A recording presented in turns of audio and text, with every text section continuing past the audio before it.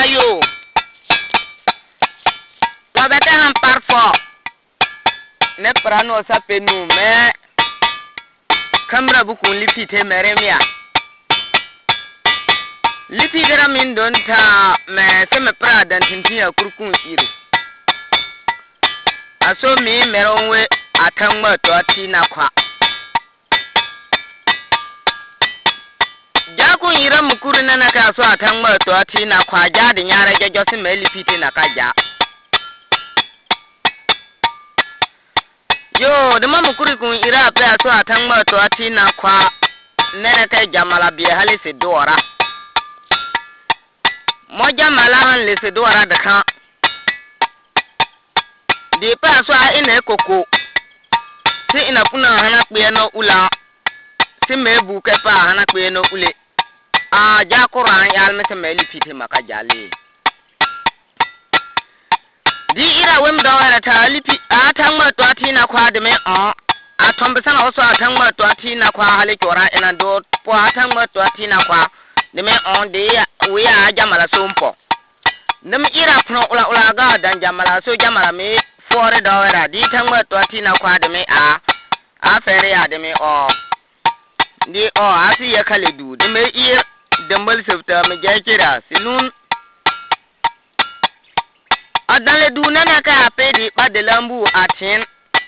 saso ina yale nana ka sigbaka kuni indo na besambo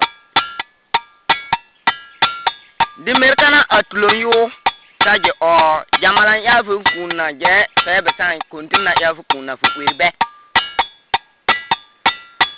sama jira den reonguro ina merka a ira bade lambu nana ka ahama so an bade lambu ra agala akona atene nana ka de lambu le ado una ire anapadi porque dans no mera enjase nana ka ina padi si de lambu le ate ande ina gbana do na ke anapara di do ke de ina ham ado ina hana par kana mo senje se ina jamala ina pare di merkana tu agbade lambu akana kono aduna ta bali wo fa sa tegal nyo ho mo hora nyo nana ke alo mo ma ban de lambu ntin medina ne ma ba de lambu wa safa de lambu nana ke sa ir di pedem kana awule ho agalo magalo nana ke ape atela ja tibla le chobono de jamala gura nana ke apa de lambura a kire nana ke am ina a yalsuno sa tangmatu yo tangmatu yo sitin ko damo majeke magalo nana ke atela chodai ba de lambura agala mir hale se den rado kana de lambura adranle mir nyobona afa odron de lambu nana ke mir nyobona afa apenene ke dora metelo en dandoram de jamala lawem atangma to besana ngaso atangma to atina kwa ina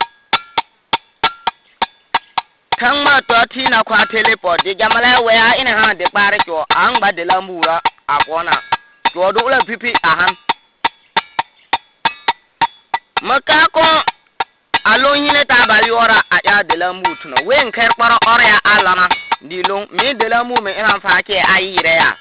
di ayeka mason ayeka nene ke den kuma se afuye fejin bodare pempa ira hana ma di do tutu sielan bodare empana di pere di ba tutu siela atena ada ba toto halile akuka le tutu sielan bona apana ya ina jena tutu siela ya bembla la pa onwe payase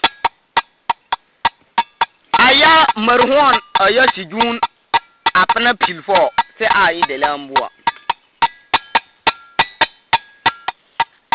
wore reka ire atangma to atina kwa anya hano jamala burewi do ra or apo a de lambura moy do ya de en kwa ya tono di delambule di kan pencho amayin delambo atang matuyo tang matoyo siti inkur afa so atang mato ati na kwano de me o di adi kan pencho atang matuyo ti tang matoyo si delambu ya ti inkur de me me ande o muburuko sikwin tutu kanale dubuno anantuno fintim sapuna yi delambura fajira ema chone me ire nene ke abaton per me ido ko mepe o de delambu de me yaton magal nene ke ado me yeton kwaro kan ina okwe bira ham o hame ende sinko nko nene ke o sa on ko me okom yo me ire gal akwin jojo anantuno fintim mai jojo sai jejo buta venenenenene atoton fara agala minyon kelenkelelera adota far madonane de mam drone tompara nyobo ma produit el morson min hali hip dido makane tumpol birafo aburu agban pero dido tomatri jojo dem ba tumpol bi bielera agala akona me kera ngbawa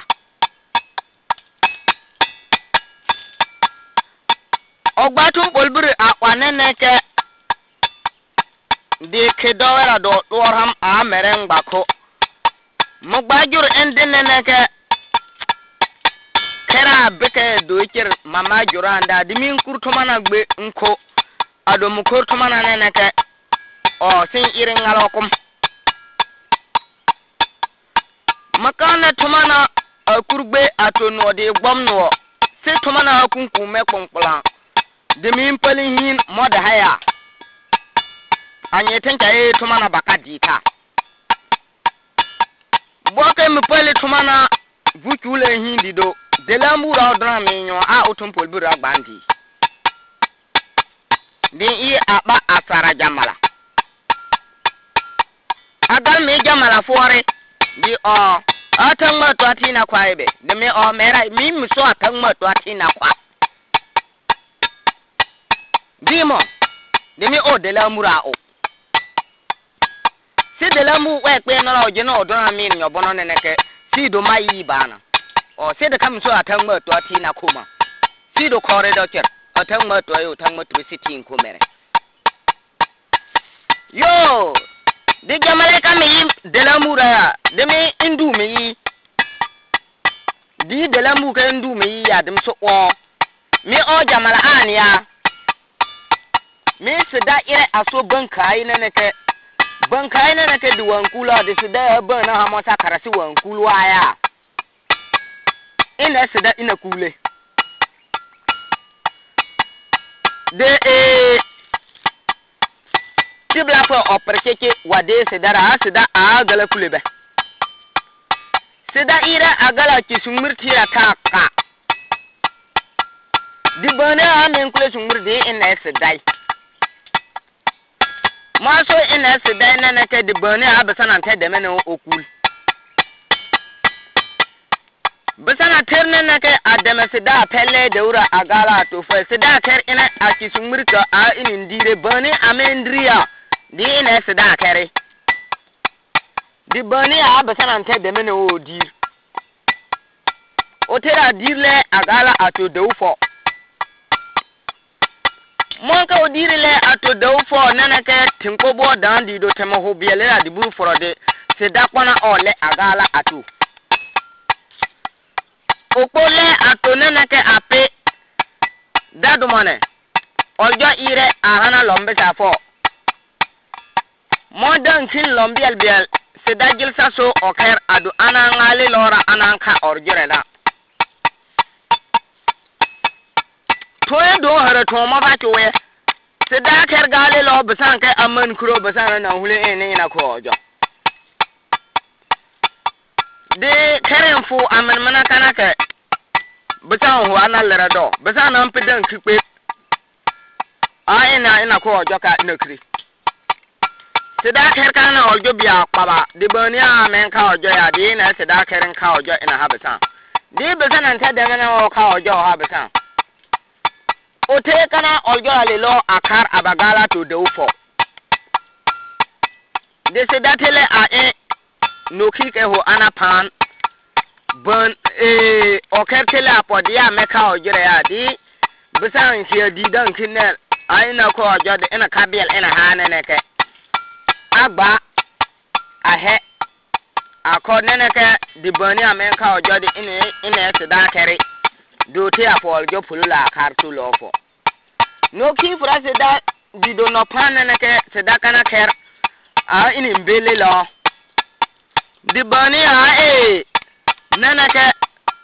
amen be kere adi ina se da mbe ke di boni besana te de mena o be ke do te kana kere birko se da kana ke nan don da do mana kana nyombe na kunkun ko di boni amen be kunkun di ina se dai di besana te de mena o be kunkun o kana se da birko di do kira nana ka o do so tun puro ne fa fere jamala fan so fi jorten nuna fi hin fa je kaluna de jamala di so ten nene de lambura into dar ene pere nene ka di pa de lambura aga adona mi enyo ada nyame ya mira ayi de lambura ya de me tuma mo fo mira di de lambura de me kan ma to ati na kwa gba ena nene ke ha o jamala sa jesi tona toni biya sa atan ma to